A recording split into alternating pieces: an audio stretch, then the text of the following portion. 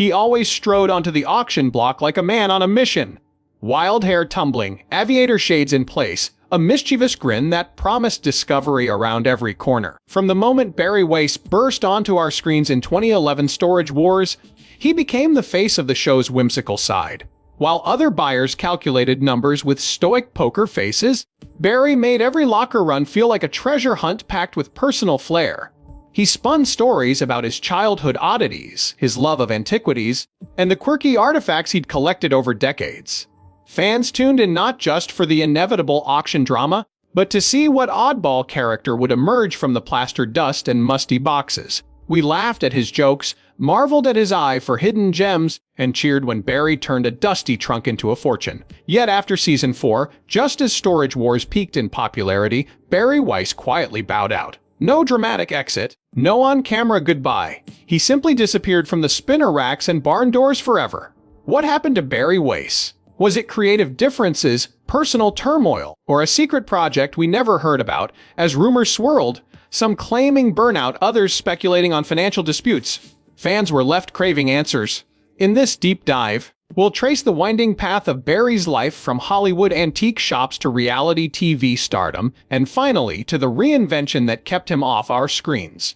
Along the way, we'll uncover the pivotal moments that shaped his quirky persona, the shadowy forces behind his departure, and the true legacy that Barry forged behind the gavel. We start our story long before auction blocks and storage lockers. Richard Barry Weiss was born in Los Angeles County in 1962, right in the heart of a city fueled by dreams. His parents ran a modest collectible shop near Sunset Boulevard, specializing in Hollywood memorabilia and vintage curios. From a young age, Barry was steered into a world where every trinket told a story. A faded movie poster, an old lobby card, or a tarnished prop from a forgotten set. While other kids his age were buying comic books, Barry would scour flea markets and thrift stores, driven by a voracious curiosity about items that connected him to eras gone by. By age 12, he could recite the provenance of obscure film posters and quote actors' lines by memory.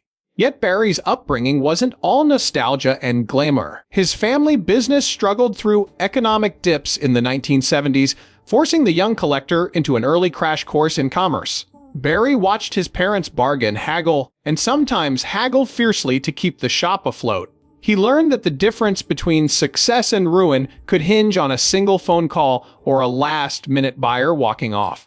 Those early lessons about risk timing and reading people proved invaluable. When other teenagers worried about prom or car drives, Barry was cataloging crates of porcelain dolls and dusty record albums. Each afternoon, he'd leap onto the sidewalk and pop pennies into parking meters, confident that any investment in vintage trinkets or street parking could spark a payday.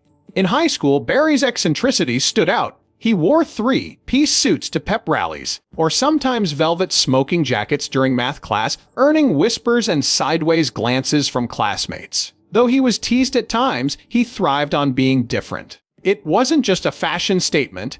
It was his way of declaring that every day was an adventure, that even the most mundane corridor held secrets waiting to be unearthed. By the time he graduated, Barry had accumulated enough oddities to fill his family's shop corner 2 stories high. But he craved more than local flea markets. The wider world beckoned. Armed with nothing but childhood savvy and an unshakable belief in the allure of hidden cash, Barry took his first solo plunge into the collector's circuit. He rigged a beat-up van with shelving and set off to conventions in Las Vegas, New Orleans, and Philadelphia. Word spread quickly about the young dealer who could snag a rare autographed script or a mint-condition rock album, often at prices that stunned veteran traders. Through late-night card games and impromptu barroom negotiations, Barry honed a unique style. He read whispering tells on veteran collectors, detected a heartbeat of desperation in an old prospector ready to let go of a prize find, and swooped in with offers too good to refuse. By the 1990s, Barry had established his own Oxford Avenue antique emporium in Los Angeles. It became a pilgrimage site for Hollywood insiders seeking quirky accents for film sets, or private collectors hunting that perfect piece of Americana. Barry's name started popping up in glossy magazine spreads, the downtown renegade who reinvented antiquing. He wasn't shy about marketing himself, a fluff piece here, a late-night cable cameo there, But even as his reputation solidified, he remained restless, always scanning the horizon for the next innovation in buying and selling. Yet, despite critical acclaim and steady profits, a nagging question lingered in Barry's mind: how do you keep the world fascinated when they've seen every dusty carcass of the trade? The answer emerged in 2010 when he got a call from Brent Montgomery, a producer searching for rich characters to anchor a reality series. Montgomery had seen Barry's TV cameos and recognized the magnetic blend of humor, drama, and genuine antique expertise. He pitched a show where buyers would bid on locked storage lockers, unseen inventory, no do-overs, and a ticking clock. For Barry, it was the perfect stage.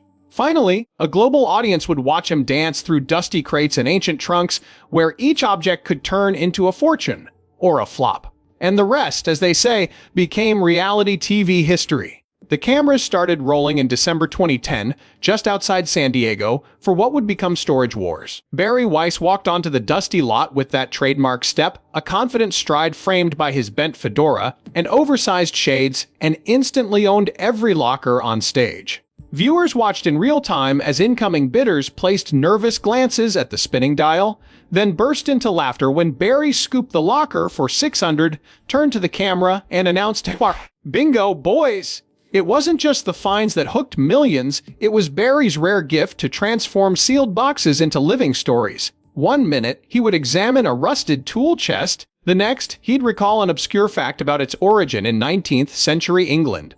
As the pilot aired in January 2011, Nielsen numbers spiked, and Storage Wars rapidly became the History Channel's highest-rated reality series. Barry's segment clips went viral on YouTube, shared by fans celebrating everything from his wry humor to those legendary money dances. He performed when a locker turned a profit. Season after season, Barry became the spirit animal of the auctions, and fans logged in weekly to weigh in on his bids. There were episodes where he unearthed a 1914 World War I gas mask for $350 and sold it to an online collector for 5 times that amount. There were the times he rescued a 1950s Coca-Cola vending machine, polished it to neon glory, and showcased it at an Anaheim collectors convention. He thrived in contrast to steel-eyed appraisers Jared Schulz and Darrell Sheets, whose blunt analytical tactics often clashed with Barry's free-spirited, hunch-driven approach. Dynamic, the streetwise veteran versus the flamboyant eccentric turned each locker into a showdown that transcended dollars. Social media lit up with memes and gifs of Barry quoting Casablanca or slipping into a mock British accent to impersonate an antique's imagined previous owner. Merchandise sprouted. Limited edition action figures of Barry with his cane, t-shirts emblazoned with "I'm not cheap, I'm frugal," and even a mobile game where fans could spin digital lockers and channel their inner Weiss. But behind the laughter and camera flashes, the reality of producing hit content began to weigh on Barry. The schedule demanded filming 12-hour days, hauling crates in scorching sun, and repeating auction scenes from multiple camera angles. Barry had grown up in his parents' shop, but this was a different level of intensity. In private conversations off camera, he admitted to feeling restless, as if he had outgrown the need to prove his expertise in every cardboard box. Producers wanted more spectacle, staging fake spinners, re-editing conversations for bigger drama. Barry resisted that slide into contrived conflict. He preferred the authenticity of genuine reactions and treasured finds, not manufactured rivalries or forced betrayals. The editing team occasionally trimmed or reshaped his segments to heighten tension, and Barry bristled at losing creative control. Even fans noticed a shift. Some episodes felt more like staged theater than true auctions, and Barry's trademark joy sometimes flashed with a flicker of frustration. Without warning, midway through season 4, Barry began missing auctions. One week he would show up with his crooked smile, the next he'd be replaced by guest buyers. No one in the broadcast promised an explanation. His absence became a cliffhanger that fans couldn't ignore. Online forums lit up with speculation. Was Barry taking a sabbatical?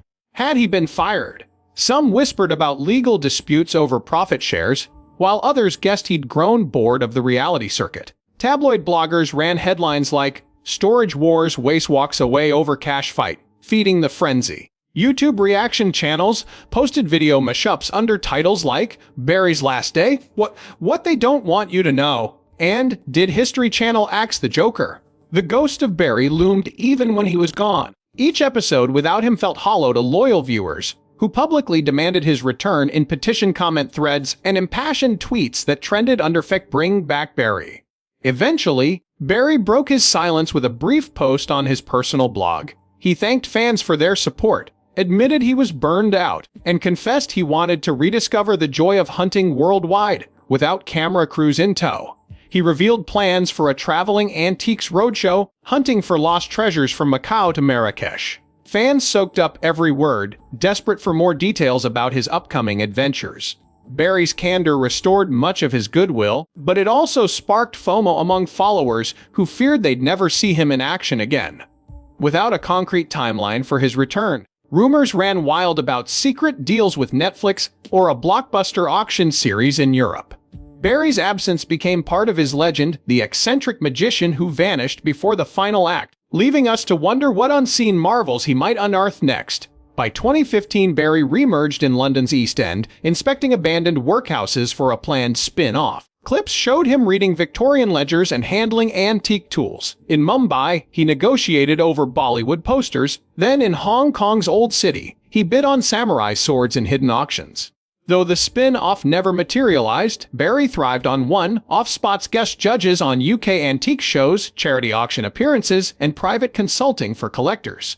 His quick Instagram teasers, unboxing 19th century Japanese scrolls or examining rare saddles, kept fans on the edge of their seats. Every brief update confirmed that Barry Weiss remained a globe-trotting treasure hunter, unpredictable, knowledgeable, and always ready for the next hidden jackpot. From Mumbai's neon bazaars to London's stately auction halls, Barry's post-Storage Wars path demonstrated that an authentic treasure hunter resists being boxed in by any one show. Yet for all the new horizons, a lingering question trailed Barry like an unseen artifact: would he ever return to the show that made him famous? In 2016, he dipped a toe back onto Storage Wars when the producers invited him for a special Legends Locker episode. The set lights shone brighter than ever, and as he stepped back onto the dusty lot, it erupted in cheers. Barry greeted old rivals with a playful salute and reminded viewers why his presence mattered. He infused each locker run with personality, historical tidbits, and that irrepressible delight at chance discoveries. Auction bids flew higher, record eyes on for the History Channel lit up, and social media lit aflame with Barry returns tweets. Even in victory, Barry felt the weight of expectations. Producers asked for retakes, behind-the-scenes footage revealed long pauses and reshoots to capture marketable drama. By episode 3, he sensed a creative tug-of-war between authentic enthusiasm and algorithm-driven spectacle, and he once again stepped away. During this period, Barry's private life bore both bright moments and quiet struggles. Away from cameras, he rekindled a relationship with a longtime friend, an interior designer who shared his passion for restoring vintage furniture. Their collaboration led to a boutique workshop in Silver Lake, California, where Barry would spend mornings refurbishing mid-century lamps and afternoons conducting valuation sessions for local collectors. He found solace in the tangible rhythm of sanding wood, the whisper of aged brass under polishing cloths, and the satisfaction of breathing new life into storied objects. Yet beneath the congenial veneer, Barry faced subtle burnout. Decades of non-stop deals, travel, and on-camera energy left him craving deeper connection, a community bound not by flashing lights, by shared reverence for history's physical traces. In interviews around 2017, Barry spoke of a second act, one defined by mentorship rather than mega-hit episodes. He began hosting intimate, antique appreciation workshops at art schools and small museums, guiding students through hands-on exercises identifying patina, reading maker's marks, and framing the story behind each piece. Those sessions were a revelation, both for Barry and his proteges. He discovered that teaching slowed time, transforming fleeting auction thrills into lasting knowledge. Attendees praised Captain America, as they affectionately called him, for his gentle humor and encyclopedic recall of odd facts, like the precise date when Carnival glass manufacturing peaked or the hidden symbolism carved into a 19th century shoehorn. In these classrooms, Barry reclaimed his sense of purpose, unburdened by corporate ratings or sponsored segments. Meanwhile, whispers of a digital renaissance teased his next big move. As online auction platforms surged, Barry partnered with a startup that combined live-streamed auctions with museum-grade commentary. Viewers could bid in real time while Barry lectured on each object's origin and market value. The format echoed his pop-up workshops, audience interaction, expert insight, and genuine surprise. The company's beta broadcast featured Barry examining Civil War, Cardi DeVisit photographs, and rare Depression-era radios. Within weeks, visibility soared, and the platform secured serious funding. Barry, at last, had a stage that respected his expertise while allowing him to set the pace. No more staged rivalries or contrived locker spinners, just honest appraisal and the raw thrill of discovery. Yet even this innovative venture encountered roadblocks. Despite glowing early reviews, technological glitches during live streams frustrated collectors watching in Asia and Europe. Minor latencies in bidding raised anxieties, some items sold below expected reserves. Barry pushed for robust server upgrades and user-friendly interfaces, but the startup struggled to keep pace. By late 2019, with investors wary of mounting costs, the company pivoted toward entertainment-driven auctions, layering in influencer cameos and flash sales that sold candle-making kits alongside Victorian brooches. Barry balked at the shift. It felt like DAG vow. Historic integrity traded for clickbait. He exited the board quietly, retaining minority shares but relinquishing operational roles. As 2020 dawned with global uncertainty, Barry retreated to Long Beach Island, New Jersey, where his family had roots. There he bought a modest seaside bungalow, white clapboard paint oceanside breezes, and an attic ready for transformation into a micro-museum. He filled it with childhood treasures: that original fedora he wore to high school pep rallies, the cane he tapped in front of camera crews, and a wooden chest filled with early Storage Wars mementos. Each object carried stories, personal and public, and in curating them, Barry reclaimed his narrative. He started a weekly newsletter titled Locker Tales, where subscribers received tales of remarkable finds, market insights, and reflections on the art of collecting. In email form, he rediscovered his voice, unfiltered by producers, algorithms, or camera angles. Readers responded with heartfelt messages. One grandmother wrote that Barry's story lit new purpose into her retirement project of restoring family heirlooms. A college student wrote that a single newsletter convinced him to major in museum studies. Yet behind these peaceful pursuits, Barry contended with lingering uncertainty. Could he reemerge on a grand scale without sacrificing authenticity? The pandemic stifled in-person events, shuttered auction houses, and muted travel-based storytelling, the lifeblood of his career. In private video calls with old colleagues, Barry confessed moments of doubt. He wondered whether his era of eccentric collecting had given way to the fast-ticket, mass-audience shortcuts favored by streaming giants. But then he'd recall the thrill in a student's eye when he unveiled the tiny maker's mark on a 1920s opera binocular, or when an email subscriber wrote that his casual phrase, "Never underestimate the ordinary," had inspired them to keep digging.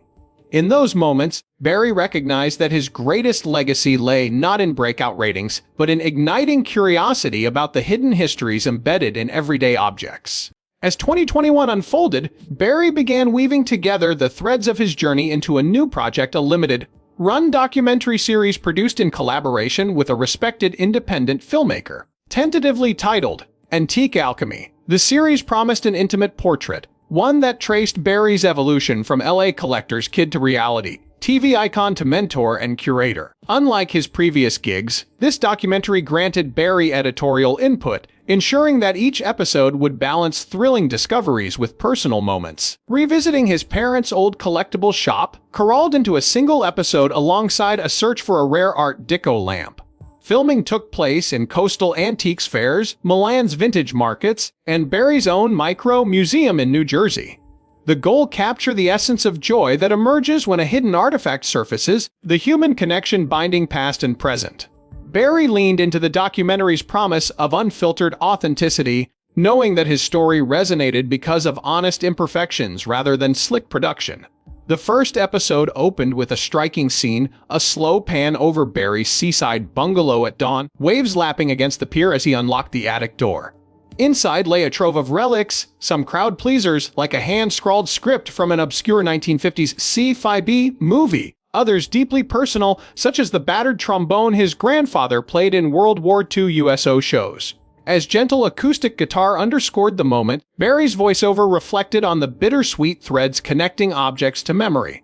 He talked about how each item carries a fingerprint of its maker, a whisper of its journey, and how that poetry had drawn him into collecting as a boy. In that same episode, viewers witnessed Barry revisit key locations from his past. He returned to his parents' former storefront near Sunset Boulevard, now a high-end hair salon, where the footprints of worn hardwood floors still hinted at flea market weekends. Inside the salon, Barry negotiated with the owner to display an original neon sign from the shop's heyday. He traced his fingers along the glass tubing and recalled the countless times he'd stood behind the counter, buying stacks of old postcards for pennies. Contrast between a bustling modern business and the ghost of a childhood empire underscored Barry's journey from eager apprentice to storied mentor. Transitioning to the second episode, Global Hunt. The series spotlighted Barry's return to the field. In Marrakesh's sprawling suck, he ducked under vibrant canopies to inspect brass lamps, antique door knockers, and intricately inlaid game boards. The bustling chaos of barter, punctuated by haggling voices and the scent of exotic spices, harkened back to early Storage Wars days when Barry lived for the adrenaline of uncertain finds. Yet this time, there was a slow deliberation in his eye, a refusal to be rushed into a purchase by mere spectacle. He paused over a centuries-old Moorish mirror, spinning it thoughtfully, recalling how the shape evoked an Andalusian palace he'd once read about. The artisans bargaining beside him seemed to sense a kindred spirit. Barry was no mere tourist. He was a fellow storyteller honoring centuries of craftsmanship.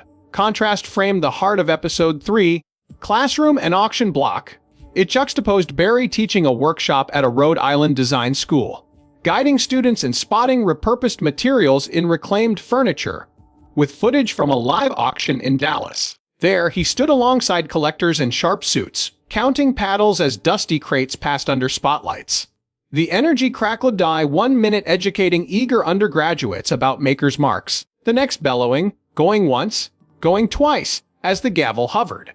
That sequence highlighted Barry's dual roles, the patient mentor etching lessons into notebooks, and the spirited auctioneer chasing high-stakes wins. Through seamless editing, viewers felt the tension between mentorship and market, between preserving history and profiting from it. Episode 4, Inner Sanctum, delved into Barry's personal evolution.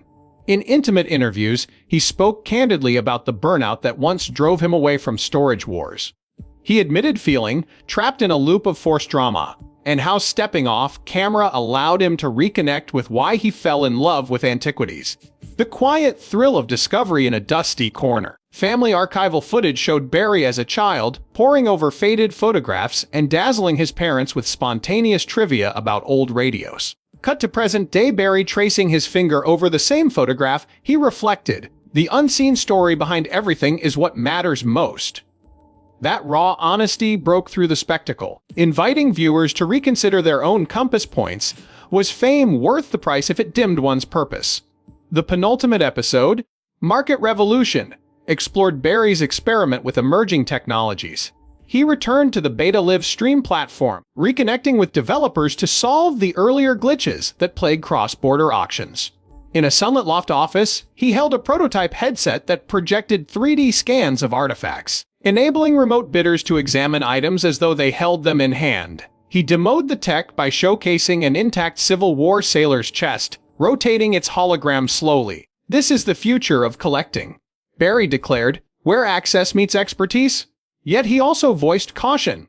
"We can't lose the tactile magic of holding something in your hands."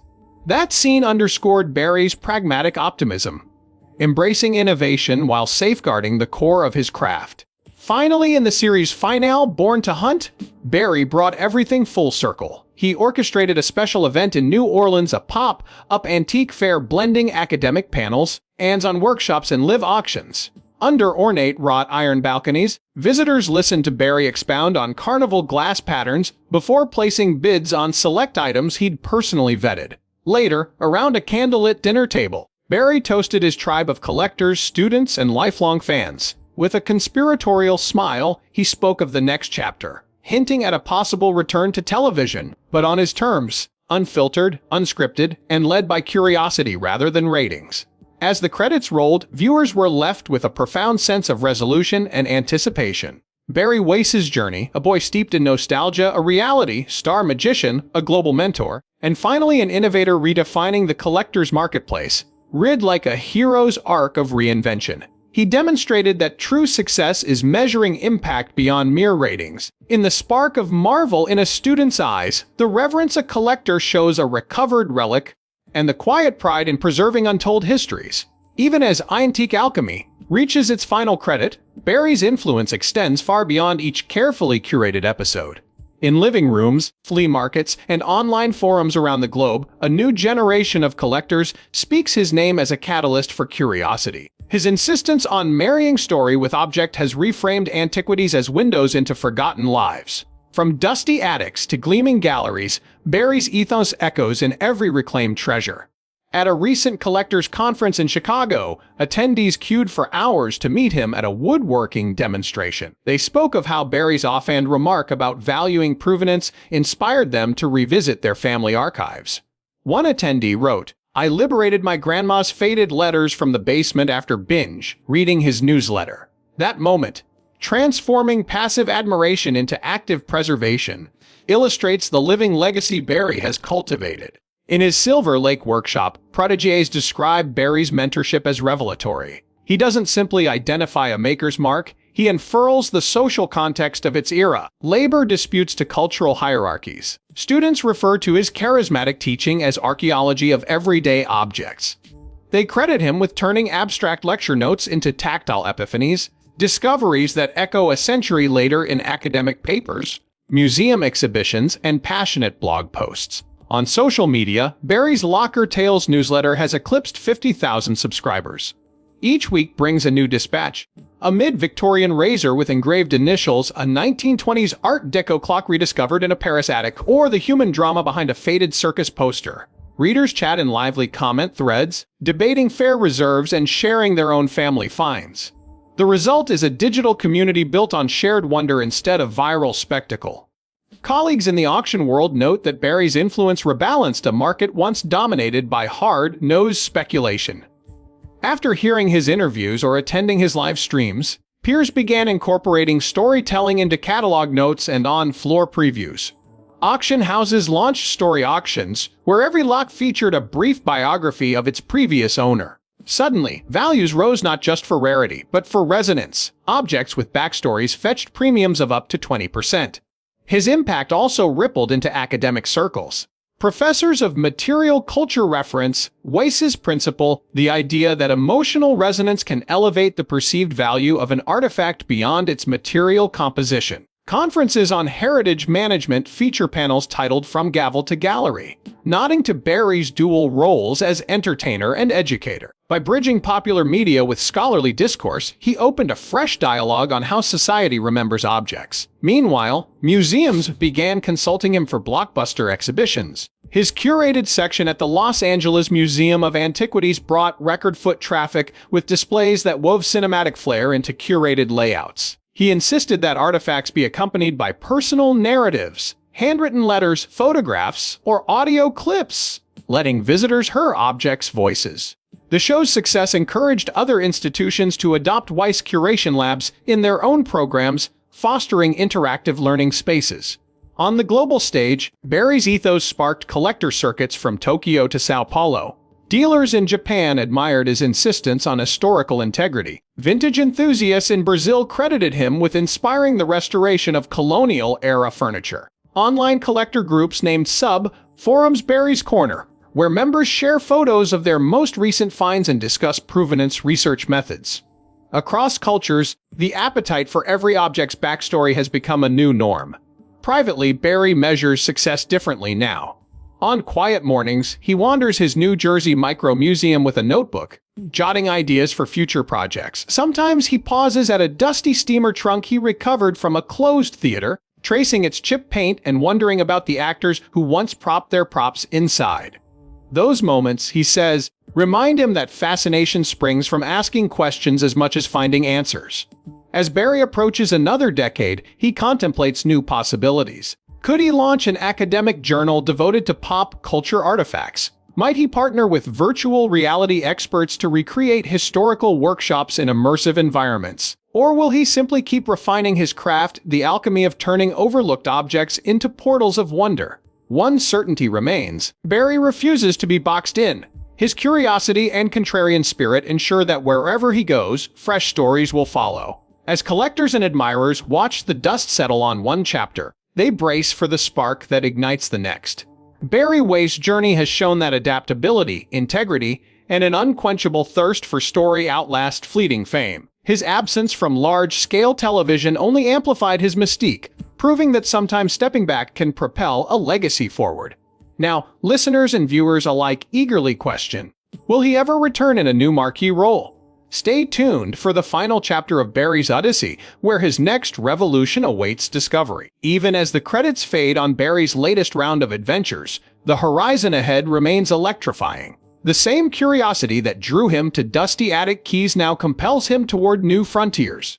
In interviews, he hints at virtual reality installations where visitors might wander digitized flea markets plucking three-dimensional relics from thin air. He teases plans for a traveling seminar that pairs antique roadshow-style auctions with augmented reality overlays, letting bidders peer inside sealed trunks before they bid. And there's talk of a coffee table book, part memoir, part collectible catalog, featuring high-resolution images of his most iconic finds, paired with essays by fellow collectors and anthropologists. Whatever shape his next move takes, one thing is certain: Barry intends to keep surprising us. His vision always pushes the envelope, refusing to settle into any one genre or format.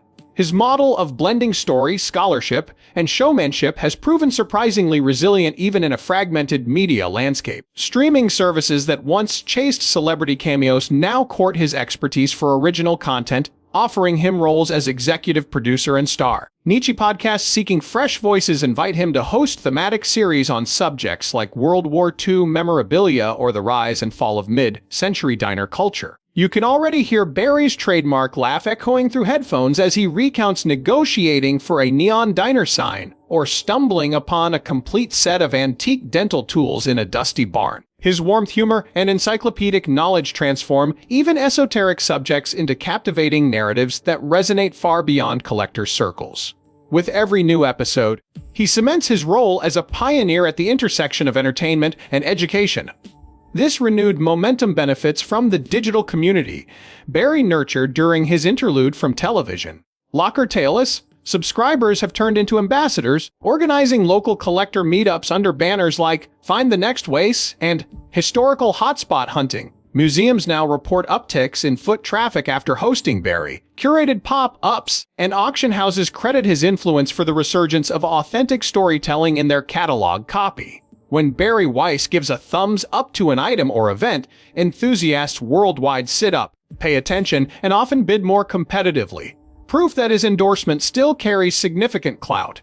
Even influencers in unrelated fields cite his methodology as inspiration, adopting his practice of blending anecdote with appraisal to elevate their own content.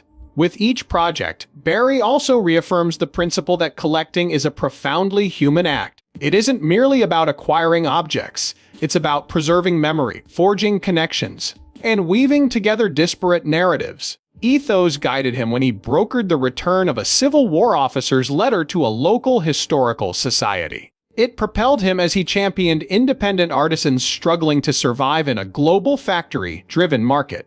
And it remains the cornerstone of every venture he undertakes. In an age where trends shift at the swipe of a screen, Barry's dedication to heart-centered discovery offers a powerful reminder of the value inherent in the stories objects carry, elevating what might otherwise be overlooked cast-offs. For those who followed his path from storage wars to sequestered collector, Barry Weiss stands as living proof that reinvention need not erase origins. He's shown that stepping away from the spotlight can illuminate new dimensions of creativity and purpose. His buoyant personality once sold lockers, today it rallies support for preservation causes, inspires young curators to chase their passions, and brings communities together for hands-on history days. He's taught workshops on everything from antique textile preservation to the art of salvage ethnography, and he's delivered keynote speeches at international collector expos. Every appearance reinforces the narrative that expertise flourishes best when it's shared. As markets evolve and technology accelerates, Barry contemplates fresh collaborations that blend analog roots with digital reach. He's in talks with a leading gaming studio to design an immersive detective game where players solve period mysteries by analyzing virtual artifacts. Academia has also approached him to co-author a textbook on material culture studies, bringing his field-wise approach to university curricula. Meanwhile, cutting-edge platform developers invite him to consult on blockchain-based provenance tracking, ensuring that once an item's history is logged, it remains tamper-proof. These ventures might feel worlds apart from a sun-baked auction lot, but for Barry, they all circle back to one driving force honoring the tales that make objects matter. So, as collectors and explorers look ahead, the abiding question remains: what wonder will Barry uncover next? Will it be hidden letters in an attic trunk, family photographs in a ruin, or a relic in an urban sale? Whatever emerges, his return, however it unfolds, will carry the same blend of narrative savvy, historical insight, and enthusiasm that defined his earliest days.